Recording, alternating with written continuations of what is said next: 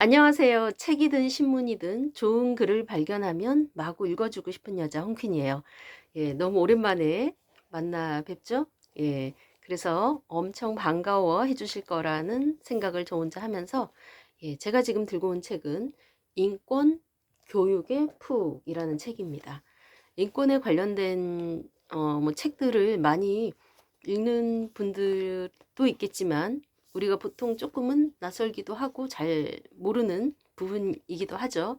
예, 인권에 관련해서 쉽게 편안하게 잘 쓴 책이라고 볼 수가 있겠습니다. 그래서 인권에 관련돼서 꼭 알아야 될 분들은 당연히 읽으면 좋겠지만 아닌 분들이라도 우리가 인권에 관해서 알면 좋잖아요. 예, 꼭 한번 읽어보시기를 바라고, 네, 제가 마음에 드는 페이지 한번 읽어봐 드릴게요.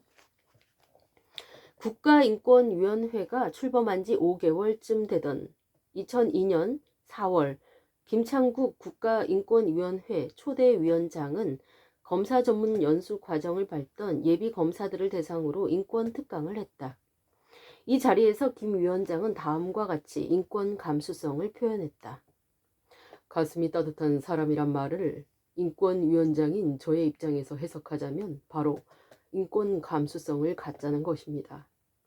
인권 감수성이란 타인을 배려하고 타인의 처지를 이해함으로써 인간에 대한 외경심을 높이는 감성을 말합니다.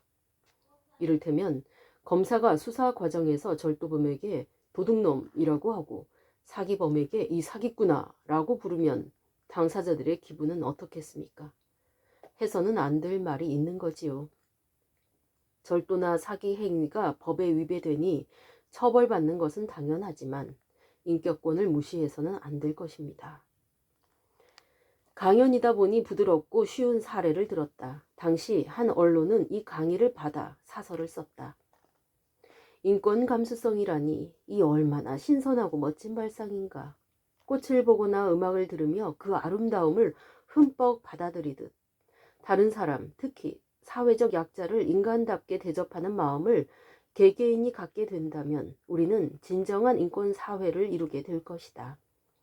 김 위원장 지적처럼 인권 감수성을 높이는 훈련을 틈틈이 하는 일은 사회 구성원 각자가 해야 할 몫이다. 김 위원장의 특강과 신문 사설은 인권 감수성이 무엇이고 어떤 역할을 할 수 있는지를 간단히 정리해준 사례다. 그러나 배려가 인권의 본질과 거리가 있고 타인을 두려울 만큼 공경한다는 의미인 외경심이란 단어가 어려워 조금 수정할 필요가 있다. 국가인권위원회는 2002년에 연구 용역으로 인권 감수성 지표 개발 연구를 실행했는데 인권 감수성을 다음과 같이 정의 내렸다.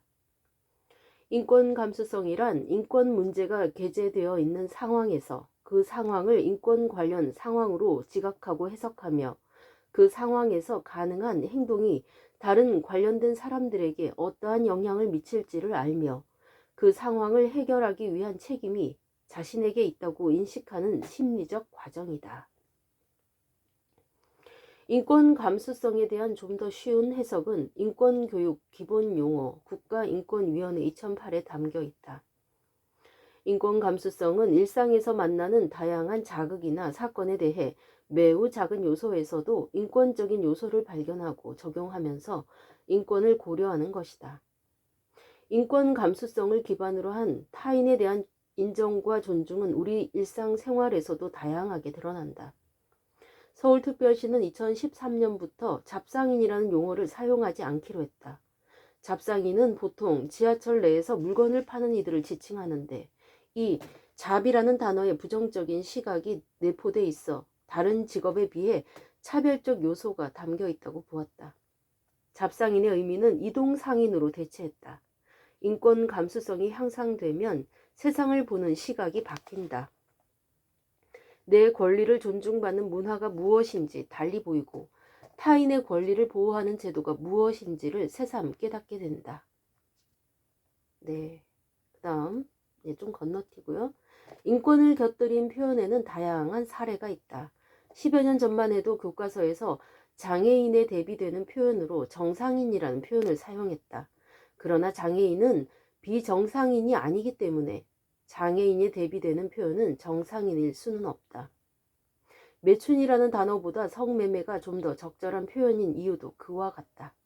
매춘은 여성이 돈을 받고 성을 파는 것을 의미해 정작 성을 사는 남성을 은폐하고 있기 때문이다. 국내에 거주하는 이주민 중 입국 비자에 명시된 국내 체류 기간을 넘긴 이주 노동자들을 지칭할 때 불법 체류자와 미등록 이주 노동자라는 두 가지 용어를 사용한다. 불법 체류자는 주로 법 집행 공무원들이 사용하고 미등록 이주 노동자는 인권단체 활동가들이 사용하는 용어다.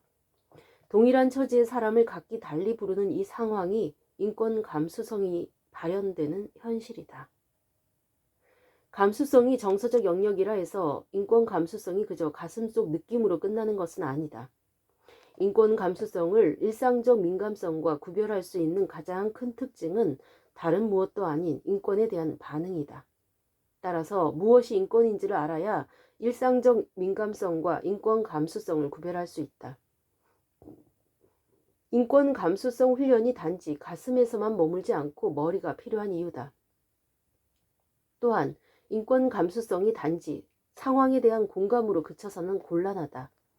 인권 감수성은 그 시작을 공감으로 삼았지만 궁극적으로 그동안 언급했던 개인적 또는 환경적 인권 침해 원인을 간파하는 데까지 발현되어야 한다.